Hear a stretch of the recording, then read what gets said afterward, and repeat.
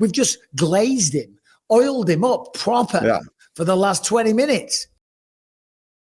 Alex Pereira, Magomed Ankalaev. Let's talk about this fight. So when you look at Magomed, I think this is the toughest fight for Alex Pereira in this division. Don't get me wrong, Yuri's fantastic. Who else did he beat? Jamal, Khalil, tremendous fighters. But Magomed's gigantic. He's got a record of 19-1. That one loss to Paul Craig in the final second in a fight that he was dominating. I think he does have the ability to take him down. Like, look at him against Jan Blachowicz when his legs were kicked to bits, and then he shot a beautifully timed takedown. I think he does have that ability. And I also think he does have the ability to hurt him on the feet. Yeah. And I also think that he's by far the biggest light heavyweight and the most well-rounded light heavyweight that Pereira's fought. He hasn't fought anybody with the physical presence and probably the skill set as Magomed Ankalaev. Yeah, I would agree with that. Yeah, this is definitely the hardest test that he's going to have to pass as a champion. And if Magomed isn't silly and doesn't just try. I mean, not that he can't stand with him the entire time, but it's just, it'd be dumb. It would be dumb. It's mixed martial arts. It's not a kickboxing fight.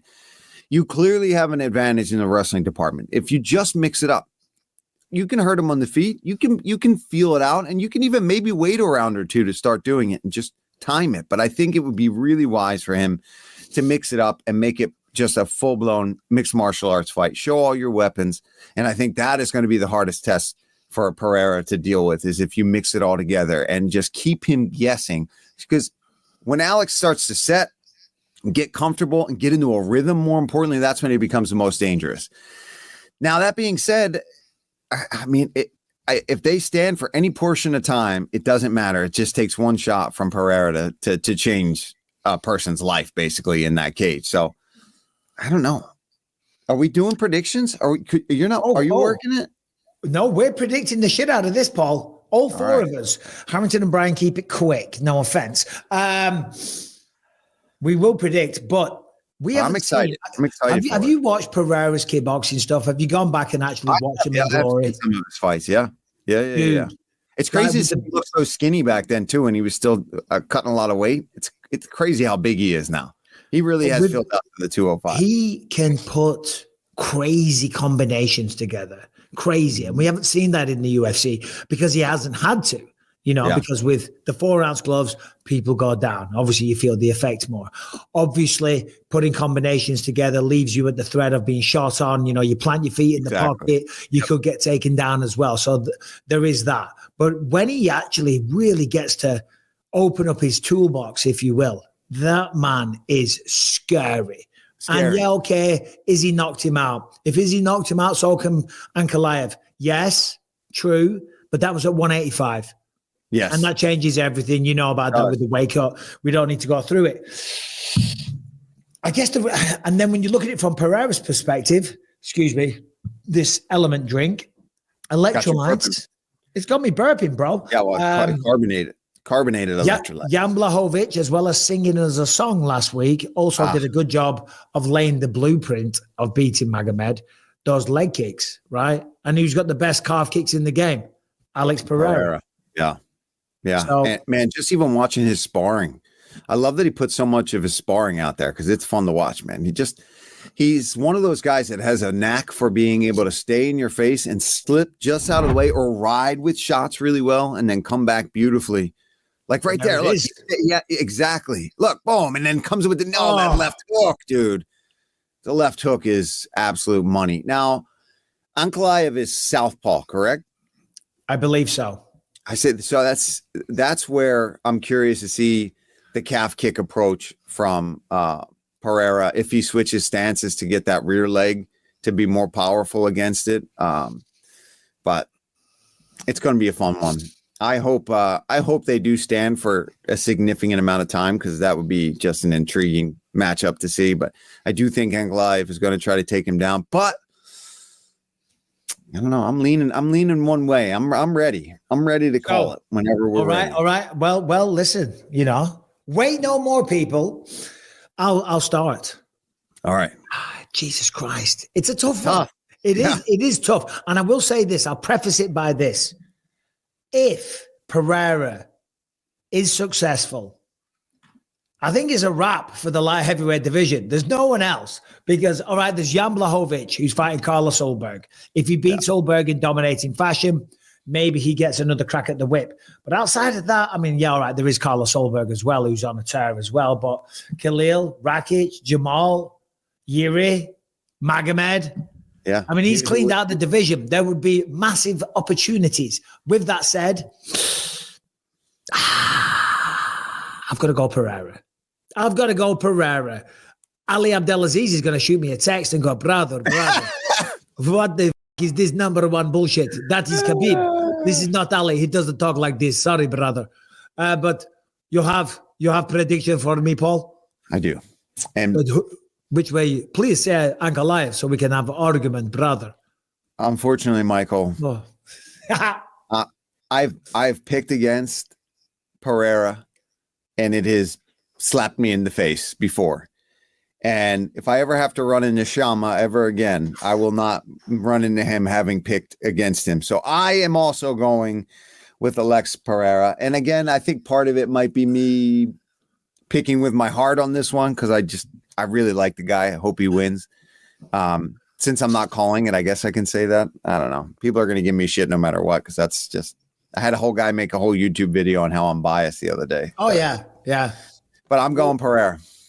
Well, Alex has been training with Glover, so we don't even know what his ground game looks like if Magomed gets him down. So I'm on with – I think Alex is going to win, and I think he's going to surprise us when he gets taken down.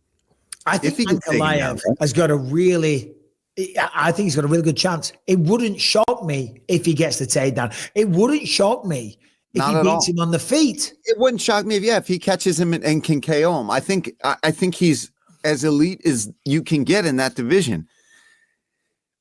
There's just something about Pereira that, I think he catches him somewhere. This is the thing I told you. I bumped into Pereira in Australia, and it was a little frosty, but this just his persona, you know what I mean? Me too. I'm in Brazil, same way. He looked at me. I made him mad. He looked at me like he wanted to kill me. I'm like, just don't beat me up in front of my wife, Rebecca. Come on, let's get the out of here, okay? I've only got one eyebrow. My neck's bad. Otherwise, you'd be done. I'm like, pack it in, right? But maybe it's because I have also picked against him before. And people have formed this narrative that I'm anti-Pereira. We've just glazed him, oiled him up proper for the last 20 minutes, Yeah, we're biased now. Like, come on. We're being biased. He's just special. But I tell you what, it wouldn't surprise me if Ankalaev, now listen, if you thought that analysis was good, wait till you hear Mike Harrington's. Mike Harrington. Oh, let's go. To the table, please. Break this one down for us. Dude, if everybody is going to say Pereira, then I think it's I'm beholden to say Ankalaev. And what you guys are all agreeing is pretty much a 50-50 fight. Did you look like Bert Kreischer today? I always look a little like Bert Kreischer. Yeah, actually. But today you're very, very Bert Kreischer-esque, more so than usual. I mean, could it be that I'm wearing a food product and a comedian's hat? Take your shirt off. Man, I have done this before. I did this as a Halloween costume one year. Don't.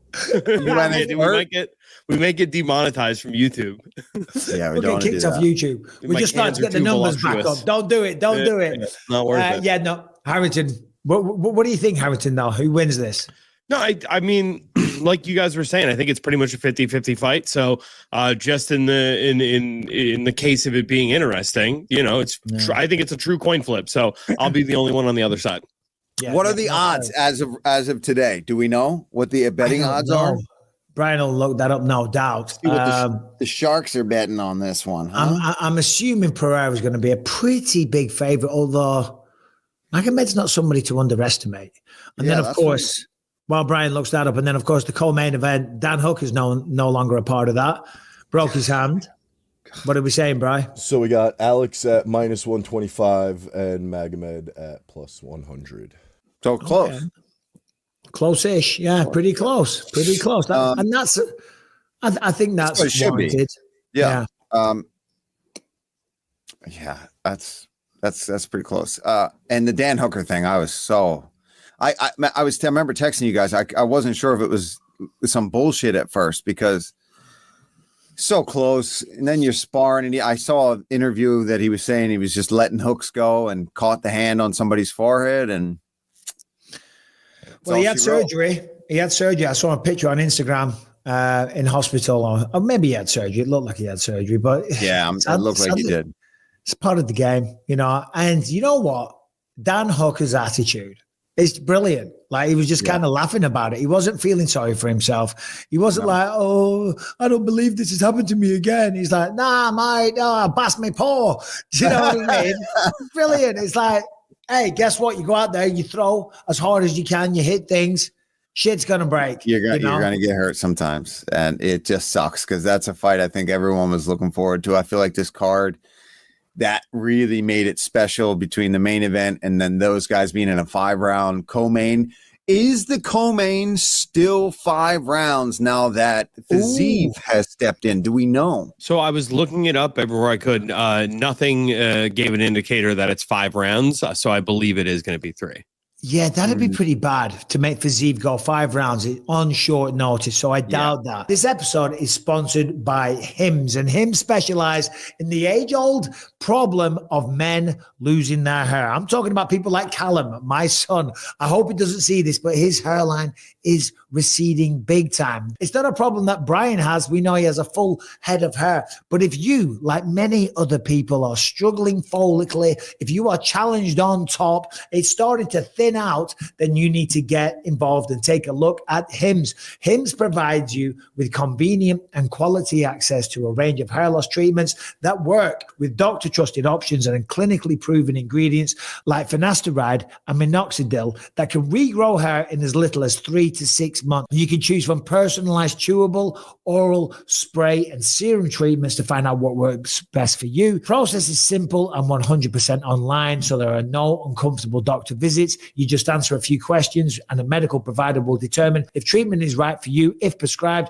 your treatment is sent directly to you for free. No insurance is needed, and one low price covers everything from treatments to ongoing care. Hims has hundreds of thousands of trusted subscribers, and they can help you get your confidence back too with visibly thicker and fuller hair. So start your free online visit today at hims.com/believe.